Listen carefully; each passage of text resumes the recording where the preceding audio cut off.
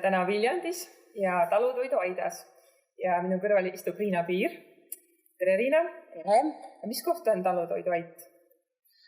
Talutoiduait on 4 ettevõtliku talu tulundusühistu, kus me siis koondusime kokku ja tegime oma taluturu. Viljandi taluturg, ütleme siis nii. Jah, tegelikult, et esmane mulje mul oli just seos Tartu taluturuga.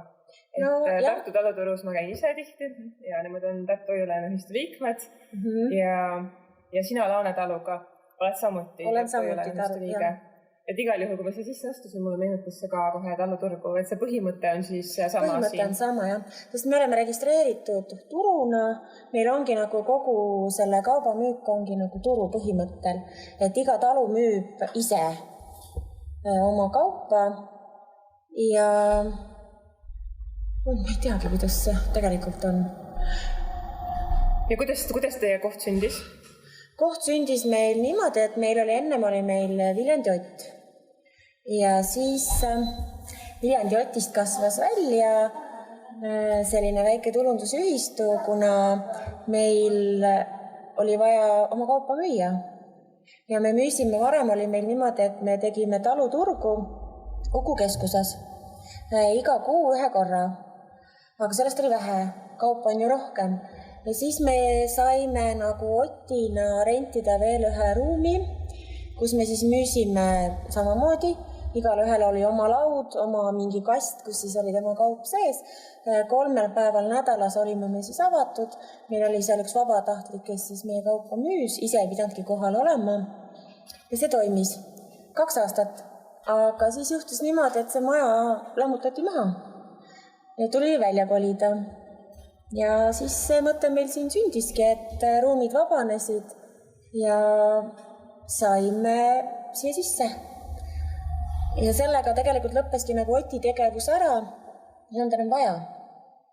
Ja Oti liikmed, kes ei julgenud meiega nagu ühistusse nagu tulla, siis nemad saavad müüa meie juures. Aga kuna me oleme nüüd siis tulundusühistu, siis me ise oleme nagu rohkem müüme siin. Oti liikmetel on võimalus müüa, kes jäid alles. Aga paljud läksid minema, ütlesid, et see ei tasu ära, pole mõtet. Aga siis on mõtet, kas tasub ära?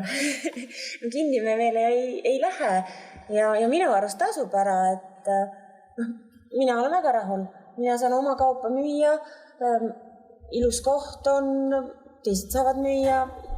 See nagu mõte oligi selles, et ega me nagu lõputult kasvada ei jõua. Et ma ei tea, suureks ketiks me ei muutu, aga mõte on selles, et müüa oma kaupa. Jah, nii palju kui ma toodan, nii palju ma müün, eks ole. Ja samas annan ka teistele võimaluse müüa, et kellel on midagi erilist ja saab meil müüa. Muidugi me seda ei dubleeri, et kui me oleme nagu, ütleme, minul on siin kanamunad, siis me teisi munatootjaid nii palju ei võta, et mina endamas müüa ei saa. Siin väike konkurents tuleb ikkagi sisse. Kitsepiim on oma ette teema, et teist kitsepiimatootjat meil vaja ei ole. Viljandi on nii väike. Ja juurikatega samamoodi, et meil on 3 talu, kes me tegelikult kasvatame köögivilja, täiesti piisab sellest. Et see ongi nagu vajaduspõhine, et kui mul on vaja oma poodi, oma kaupa müüa, siis tulebki teha oma poodi ja müüa. Ja me oleme nagu kõik ise teinud oma enese sellise sisetunde järgi. Jah, et ei ole võtnud ka toetusi, te olete saanud ise hakkama.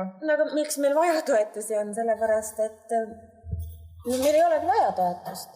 Nii tore oleks muidugi võtta toetust ja saada mingi kohustus kaela, aga meil pole vaja. No see ongi tegelikult õige mõtteviis, aga ma kardan, et sellist mõtteviis on jäänud järele väga vähe.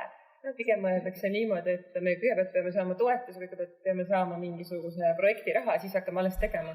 Aga teil oli kõigepealt idee. Me hakkasime tegema ja siis tuleb meile raha, eks ole. Me nagu ei hakka selle pealt pihta, et me tahaksime teha, aga me ei saa, meil ei ole raha. Aga tahaks hirmsasti teha, et siis järelikult tuleb hakatagi tegema ja siis tuleb ka raha. Meil on teistpidi, jah, selles suhtes küll. Õige suhtumine. et niimoodi me toimetame siin ja minust on me oleme siuksed hästi väiksed, aga siiski edukad, et mina olen rahul. Tore, et te siin olete. Aitäh sulle, Riina.